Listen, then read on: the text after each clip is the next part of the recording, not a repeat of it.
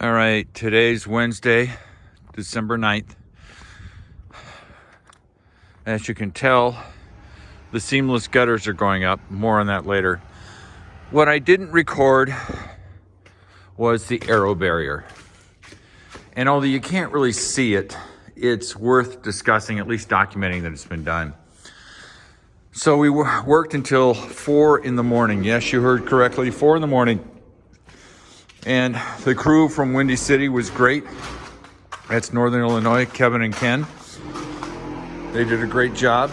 They got here around 4 in the afternoon, and we just drove on through. We were waiting for the spray foam cap. That's a key component of Aerobarrier, because if you try to pressurize a space like this with that much leakage to the outside, you can't pressurize it. It can't be done. So Ryan from Alpine Insulation put a thin layer, an inch or so, not the final amount, but an inch or so of spray foam to seal any leaks in the roof, in the actual ceiling. He put I think maybe 4 inches, I haven't checked, in the ceiling in the living space. So once that was done, and it was about 4 in the afternoon on December 8th that it was done, then Kevin and I and Ken set up the blower door in this door. And it was really nice because normally the blower doors are set out on exterior doors. Well, it's cold out there, and we had to do this in 2 stages. We did the 2,400 square foot living space. So we had the blower door here. We had all the equipment, the AeroSeal, etc., liquid. And then they set up their nozzles 1, 2, 3, 4. And clearly the nozzles aren't here.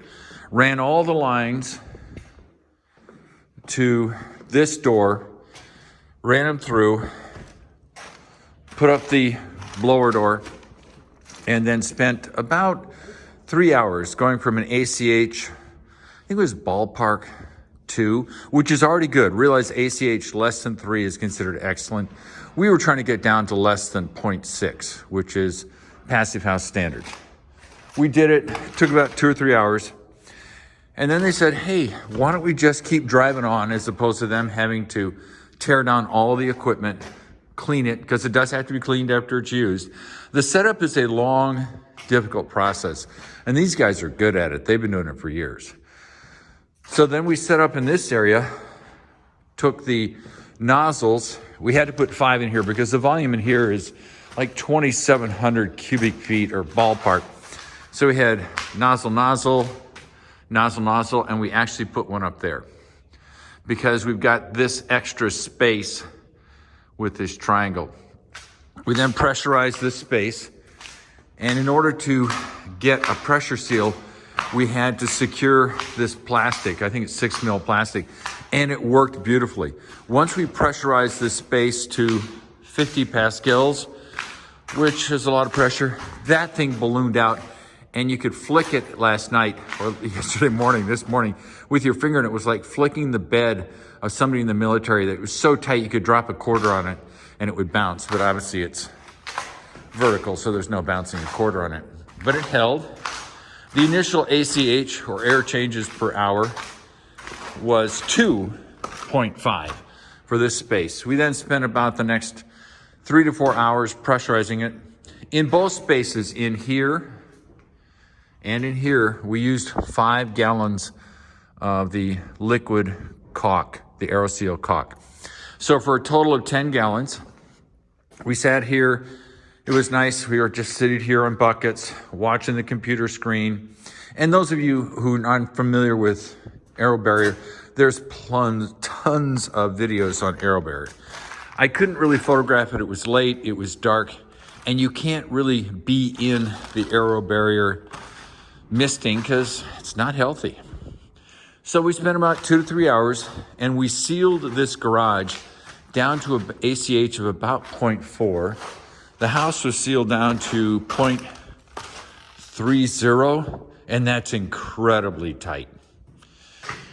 We then looked around, and we could find areas that we would not have suspected would have had leaks. For example, let's see if I can find one here. You see this white powder?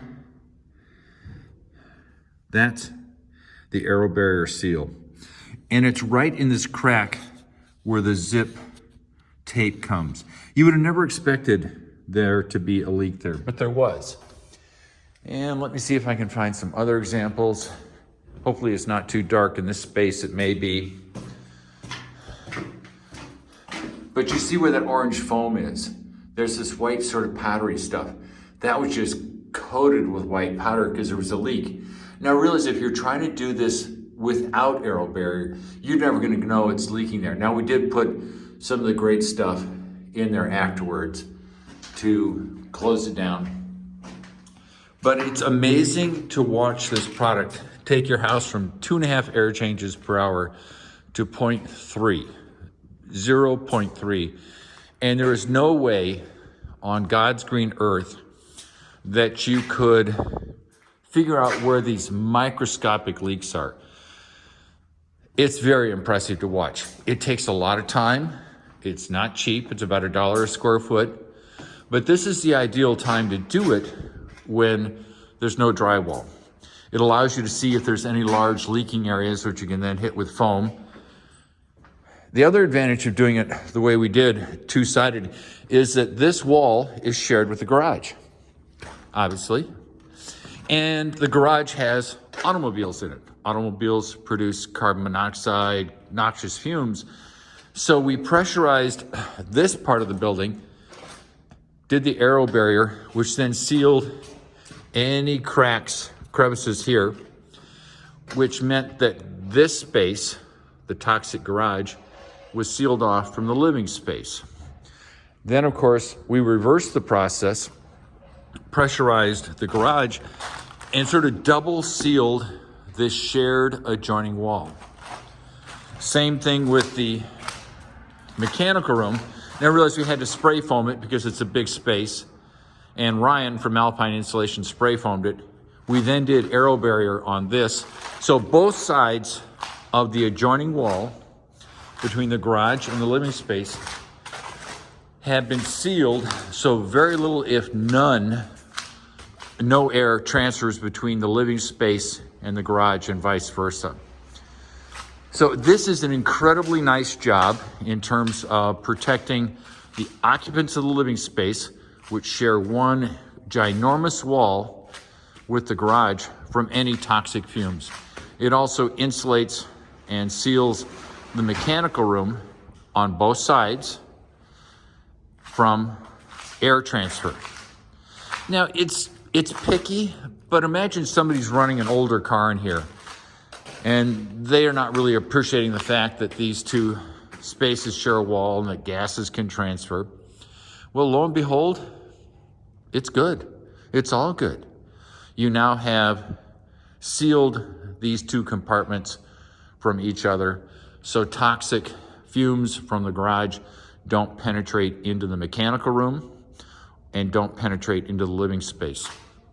Obviously, small amounts will. That's just the way life is. But if you look at carbon monoxide levels and how few carbon monoxide molecules we'll get from the garage into the living space, take it this way, put it in perspective. People go, oh, I don't want to inhale stuff from my car because it'll kill me. If you smoke cigarettes, and frankly, I don't care if you smoke cigarettes. I've done enough things in my life to make me realize that I can't really stand there and say, oh, you're evil for smoking cigarettes. You are getting so much carbon monoxide in your bloodstream that a car is nothing in your world when it comes to the amount of carbon monoxide that a car would produce that you would inhale, especially a modern car with catalytic converters and smog control. So if you smoke cigarettes, you have a carbon monoxide level or a CO level that absolutely blows away what you could get from the exhaust of a car. That being said, it's best to minimize any carbon monoxide exposure, because carbon monoxide, as we all know from high school, irreversibly poisons the ability of your blood to carry oxygen, irreversibly. The red blood cells, which have the hemoglobin, get poisoned The only way the carbon monoxide can be eliminated from your blood is for this red blood cell to die, which is a normal process. I think it lasts for about 90 days. And then it dies, and then be replaced with new, fresh red blood cells. So, bottom line, Aerobarrier has been done. It went swimmingly. I have never really sat for an entire Aerobarrier session. These guys were consummate professionals, polite. They're at Windy City out of Northern Illinois, did an excellent job, very committed, very detail-oriented, polite, great personalities. And Kevin, who's also a pilot for one of the major airlines, is a passive house nerd. Ken, I think is his brother, not so much. He's a gym teacher, but great guy. They are both fun to talk to. Great stories. So the 8, 9, 10 hours that we spent together, actually 12, because we started at 4 in the afternoon and went all the way to 4 in the morning. It was delightful, very entertaining. Kevin knows so much about passive housing and insulation and all these nerdy details, which of course I just love to death because I'm a bit of a nerd when it comes to this kind of stuff. He was delightful. Ken, they're both very well-spoken, very pleasant individuals to talk to. So if you're in the market for Aerobarrier, and I recommend it, and you're in the Midwest, think about Windy City. They're amazing people. Did a great job. I would recommend them without reservation. Now, one person said, well, if you're doing all this spray foam, and one of the things that spray foam does is that it seals, so it stops air and moisture along with heat transfer. This is the rigid foam. It's 2-pound foam. It seals, but the point is, we had already had the rigid foam. It's a belt and suspenders kind of thing. Yes, this does a great job. And the end result being, it probably would be okay to go without the Aerobarrier. But the nice thing is if you stop any leaks of air right at the exterior wall, which is the ideal time to do it. Don't do it after the house has been drywalled. That's just nuts. It's a belt and suspenders approach. This house will be so freaking tight because Ryan will come back, finish spray foaming all the walls, which realize had been sealed already with Aerobarrier. There's no air coming through this wall. It's been sealed with Aerobarrier. The ceiling, foam, been sealed with foam and Aerobarrier.